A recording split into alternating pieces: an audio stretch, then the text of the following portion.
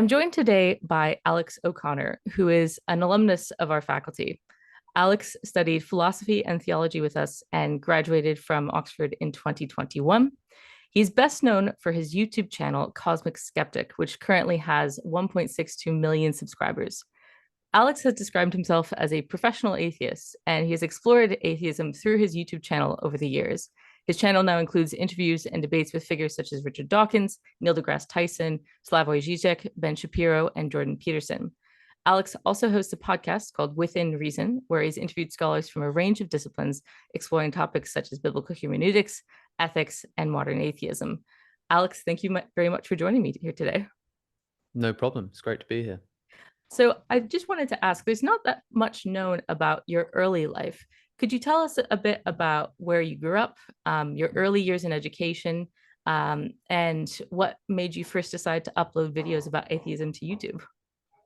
Of course. I grew up in Oxford, in a place called Blackbird Leys, which those local to Oxford might know. It's sort of south, a bit further down than Cowley, and then sort of around the Cowley area is where I originally sort of was growing up, and so I was in close proximity to the city centre, but Oxford itself felt like a bit of a different world, even though it was so close.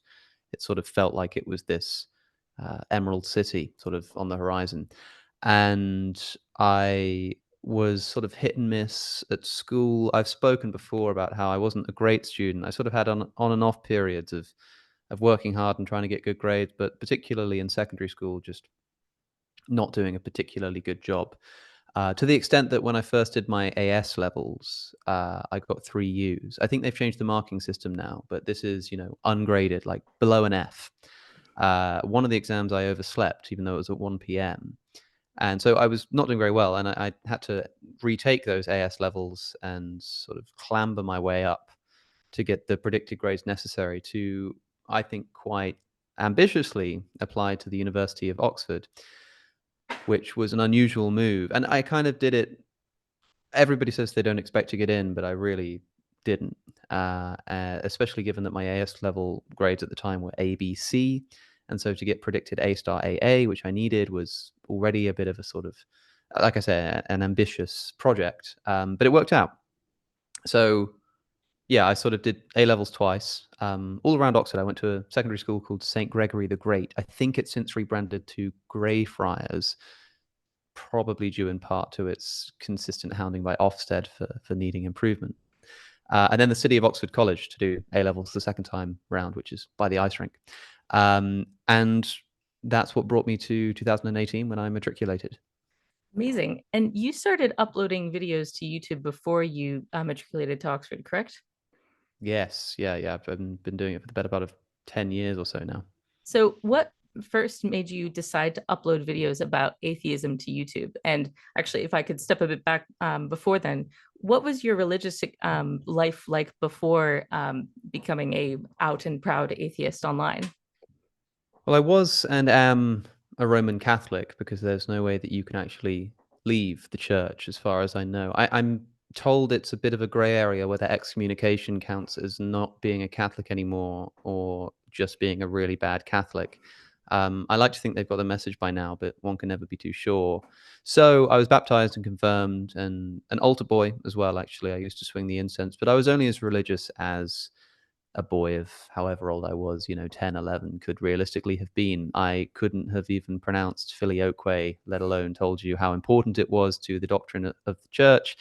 Something I wouldn't have known about at all until I started studying theology at university, in fact. I had no idea about anything. If you'd have asked me the difference between a Catholic and a Protestant, I wouldn't have been able to tell you. And so, although I was sort of nominally Catholic, it was hardly a theological Catholicism. I suppose more of a cultural thing that my parents thought it'd be better to have me on board with than not. They probably took a sort of Pascalian wager and thought, well, why not? Let's get him baptized just in case. So nothing too steadfast. And then I was swept up in new atheism, the Richard Dawkins phenomenon, the Christopher Hitchens and the Sam Harrises. And I thought it was cool, and I thought it was fun, and I enjoyed the debates, and I got very swept up in that. And I started making videos to the same effect. I've since distanced myself from the new atheist movement by quite a long chalk. In fact, as far as philosophical thought goes, I would probably steer people away from a text like the God Delusion. But you must give it credit for thrusting the question of God's existence and cultural religion onto the agenda in spectacular fashion. It was just the talked about thing, in the same way that today we have the culture wars and everybody wants to have their say. Not that long ago, it was religion, it was God, and evolution in schools was the subject of the hour in American television studios. So it was just that, and I just threw my hat into the ring, as it were, and before long, the channel picked up some steam. What was it that swept you up about New Age atheism? New atheism, and what was it about YouTube in general that appealed to you? I think there's something fun and exciting about YouTube in general. It's like a hobby, right? It's like, I used to play the guitar and skateboard, and YouTube was another thing. I used to be into filmmaking. I was quite interested in the way that visual media was put together, cameras and audio and boom microphones and assistant directors and stuff. It's an exciting thing. And YouTube seems like a sort of fun simulacrum of the movie experience, because you just sort of get to do it yourself. And there was something kind of thrilling when I realized that I could say something to a camera and put it out into the world for anybody on any computer to go and see. We're quite used to that now. And by the time I was doing this, like, it was very normalized. But social media was still, in its relative infancy. And so, you could post things to your friends and stuff, but the idea of just having something that someone on a computer could go and find was exciting.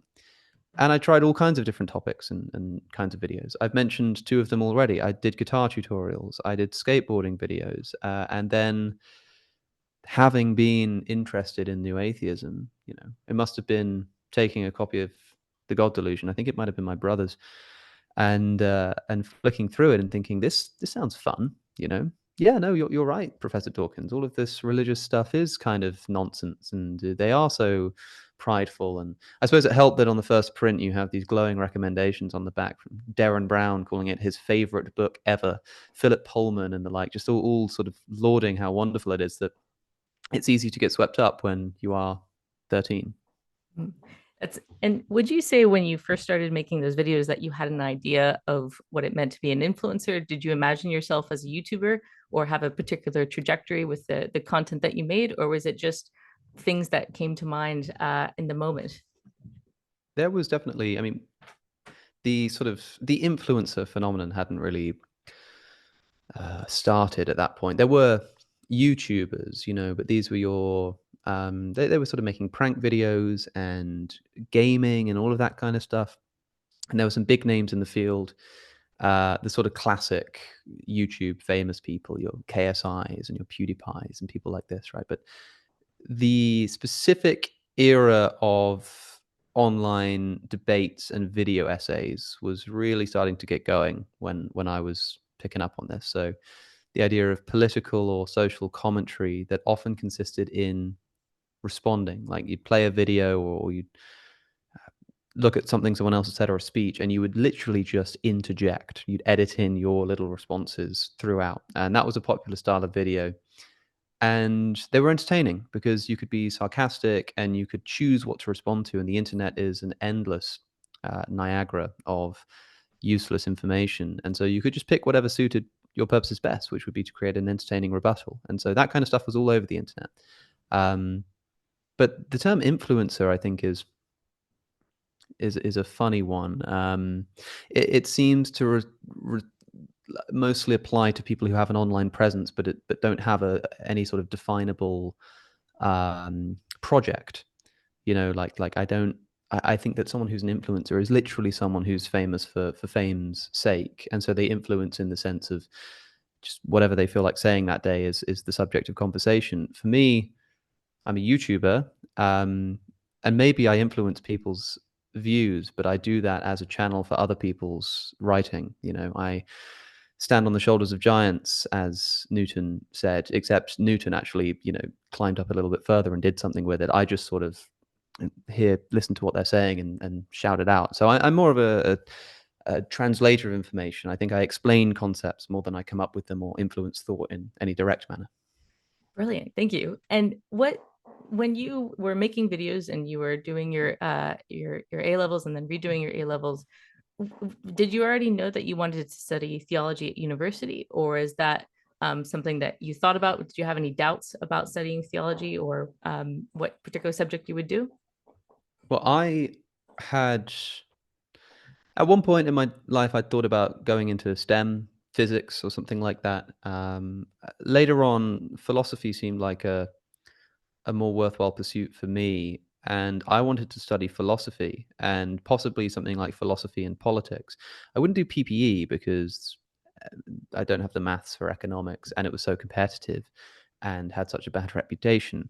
But I think my second choice for university was Edinburgh for philosophy and politics. Oxford doesn't let you do philosophy on its own. And so when I went to apply for philosophy, I thought I needed to pair it with something. I've always found this a little bit strange, but I'm quite grateful for it because theology seemed like a natural fit. I'd been making videos about atheism on the internet. Theology kind of feels like a kind of philosophy in some contexts. I thought, yeah, this will be good. And it will give me the right kind of knowledge that I'll need to keep making videos. But having since graduated, and I had a strong focus on philosophy during my degree. Having since graduated, theology as a subject has blown open for me and become exceedingly interesting. And I think that's got a lot to do with studying it at university. I mean, people forget that the theology faculty is, in fact, the faculty of theology and religion.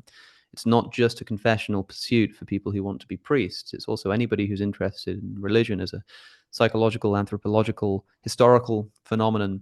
And I think it's difficult to cast your eye over the history of any religious tradition and not be at least a little bit interested in it. So for me, studying theology had a lot to do with the necessities of the course, but I'm actually glad it worked out that way. Brilliant. And could I ask what did you expect from studying theology? What did you think it would be like going in? Did you see yourself as a student, as a theology student, or maybe a philosophy student? Um, and how did your experience match your expectations?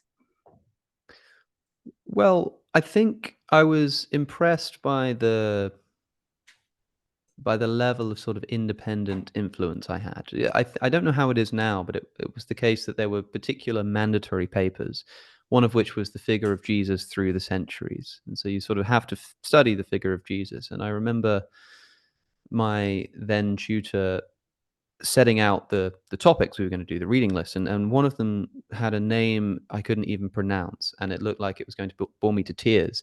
So I looked on the syllabus and I saw that one of the potential avenues was to study the novels of Dostoevsky, and I just asked him. I said, "Look, this seems way more interesting. Can we do this instead?" And he was like, "Yeah, sure. That's fine."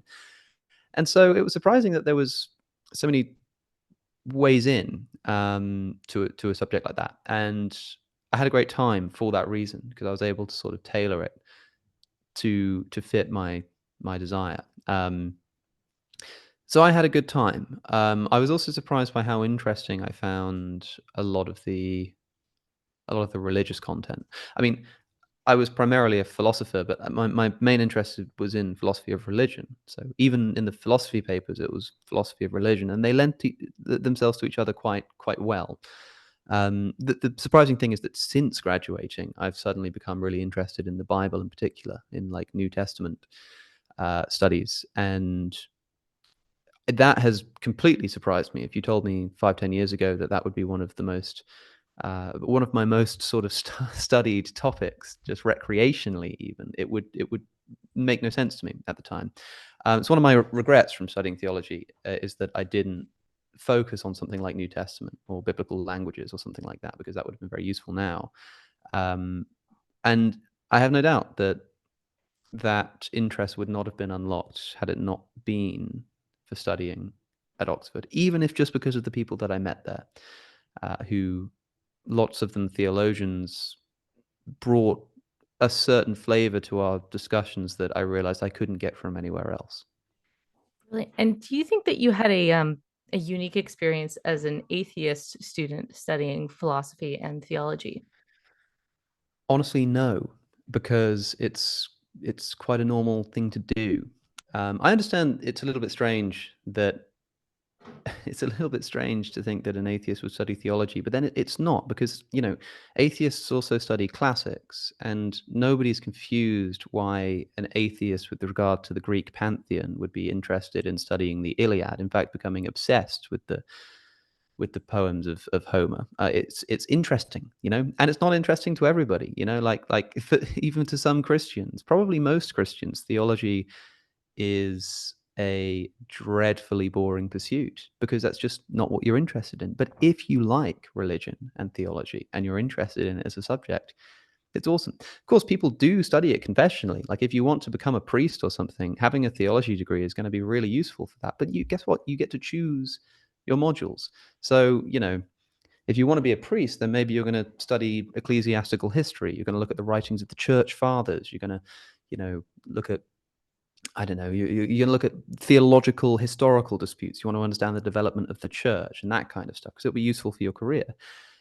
Whereas someone like myself could study the psychology of religion, the sociology of religion. I did a module on the relationship between science and religion, talking about the Galileo affair and Isaac Newton and Charles Darwin and the like. And it's in those moments that I realized that I really was in a faculty of religion, not just theology. So I actually don't think it was unique at all. And the raised eyebrows that I'm often met with when I say that I studied theology would very quickly come back down again once I describe the actual content that I was studying. And did you have a plan in terms of career trajectory or what you would do with your degree? Lots of people will ask and will often wonder out loud, what do you do with a degree in theology? Was that on your mind, or was it did it seem to make sense, a logical sense with your YouTube channel, or did you have another plan with what you would do with your degree? Well, I did already have this YouTube channel thing going on, which you can never be sure how long something like that will last. But I did think to myself that that was what I had in mind in order to when I was studying, like what I was going to be sort of using this for. It's always good to have a motivation for studying, and there are degrees that are more and less employable. In theology, if you're thinking about job prospects, I understand why it seems like you're only talking about people who want to be priests. But this is also true of many subjects, right? Like it's probably true of the historian. It's probably true of the classicist that like it's not obvious what your career path's going to be there. But if you just want to study something to help with a set career that you have in mind, then go and do that. If you want to become a banker and you want to study maths for that reason, that's cool. But I would study maths primarily because I found it interesting. And that's a luxury for me to say because I had a YouTube channel. But like I say, I didn't know where that was going to go. I didn't know if that was going to end tomorrow. But I thought that if I studied something I found uninteresting for the purposes of trying to secure a better paying job or something, then I'd probably bore myself to tears and end up dropping out. So there are different motivations for studying, right? Some people study because they know that they want to be a doctor and they know that a medical degree is going to suck, but it's going to be worth it because they have a passion for medicine and they want to help people. And so they put themselves through it. For me, the entire thing was just a joy. I was having a great time all the way through because I was doing it for the love of the subject. Brilliant. And can I ask, what is your plan now? Do you have a vision of what you want to achieve or what you want to do with the YouTube channel going forward? Do you have other career ambitions in mind that you are pursuing? Where is theology and where is your career taking you now? It's a little unclear because I'm enjoying what I'm doing so much that I'm happy to keep doing it. I'm mostly a podcaster at the moment, uh, interviewing guests, interviewing experts, interviewing scholars, and for that reason, feeling like I'm back at Oxford because I sort of have a set reading to do, and then at the end of the week, I speak to the tutor, as it were. It's just that it's on camera and intended for popular consumption. It's great fun, so I enjoy that a lot. But I think that a natural next progression would be writing a book, which would likely benefit from the the experiences that I had during my degree. That's undoubtable. It's just not entirely clear what that's going to look like yet. But honestly, I'm just having a nice time doing this. And one of the things I've done is that I've taken what is usually a relatively niche subject area, which is the study of religion, and brought it to a wide audience and been surprised with how receptive people have been to it. I mean, it's like you sort of you can't debunk the numbers. People are listening to the show. They're watching podcasts about the Gospel of Judas and about the history of the deity Yahweh. And I don't know why, but at the very least, it proves that it must be interesting to a great deal of people. And I'm sure that anybody who enjoyed a podcast like that would also greatly enjoy a degree in theology. Really. And on the topic of the popularity of your channel and on the discussions of theology and religion in general, there's been a lot of news and talk in the media in recent weeks about a sort of quiet revival amongst Gen Z, who are increasingly becoming more interested in religion and more affiliated with Christianity in particular. What do you think of this so-called revival? Do you think it's real? And what do you think and if so, what do you think drives it? It's always very difficult to analyze sociological trends in the short term, and sort of 5-10 years is the short term. I mean, this so-called revival is really only something that's happened in the past few years, indebted to this emerging cultural Christianity, itself indebted to probably the work of Tom Holland and his book Dominion, which seems to have kickstarted this new popular thought. It's the new sort of popular thing in the zeitgeist, is that everything is ultimately Christian, and if you just sort of give it a bit of attention, then even if you can't quite buy into the mythological stuff, you realize that it's not really about that, and we're just trying to start community. New atheism was a huge phenomenon, and it lasted for roughly 10 or 20 years. And I think that cultures just ebb and flow. They react against each other. And the cool, interesting thing to be is the opposite of whatever the norm is. That's why it was cool to be an atheist, because you were sort of the edgy one, the one who could say, "I'm not sure about that actually." That became so popular that now the cool position is to be religious, saying, "Actually, I'm not so sure about the atheist stuff." I think there's a lot of back and forth in that regard. If there is a genuine revival in religious belief, cool, but I don't think we'll know about it with certainty until enough time has passed to make sure that it's not just a cultural trend.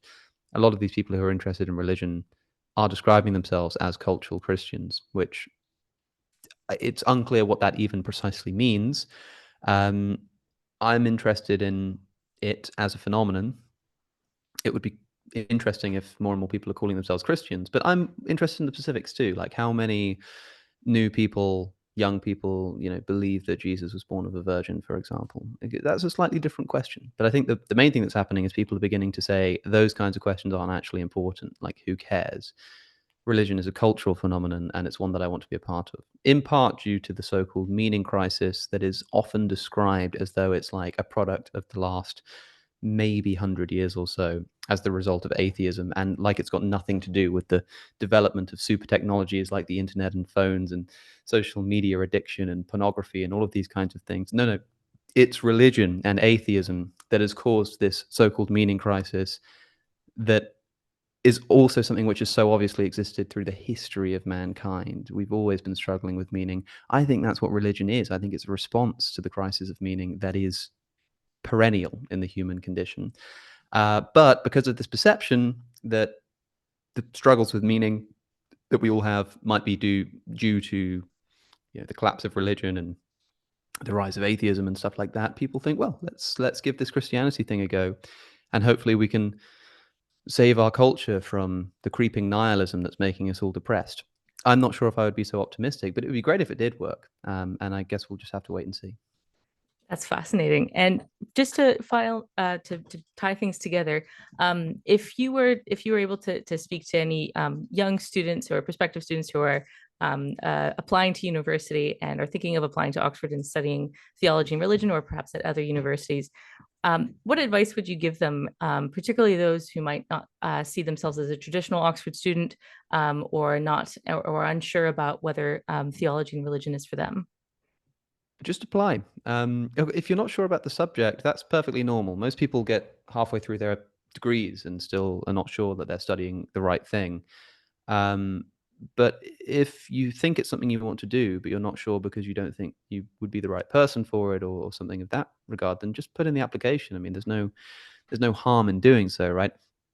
If you're not sure about theology, you think it's kind of interesting, but then do a joint honors, you know, try philosophy and theology like I did. That was great fun. But there's no harm in applying. And I think that if you have passion, it should come through.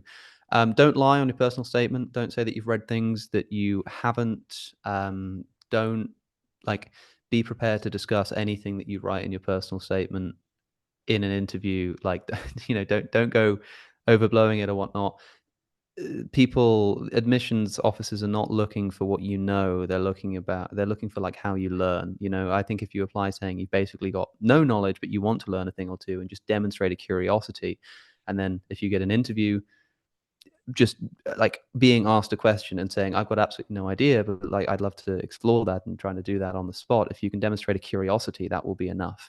I essentially had an argument with my interviewer for philosophy because we were talking about logic and something about the definition of validity, and I was like, I don't think that's right, and she was like, it is, and I was like, I'm not really sure, and then I sort of thought about it and thought, actually, okay, yeah, no, fair enough, I think you're right. I thought maybe she was trying to trick me or something, but I was like, okay, actually, I've made a mistake there.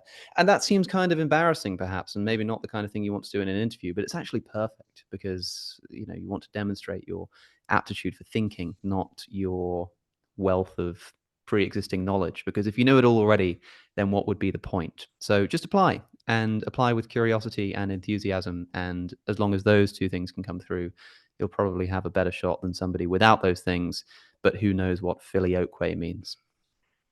Brilliant. Excellent advice, Alex. Thank you so much for joining us today. And for those watching, if you'd like more information about applying for programs at the University of Oxford for theology and religion, see links in the description. Alex, thank you so much for your time. No problem. Awesome. Cheers.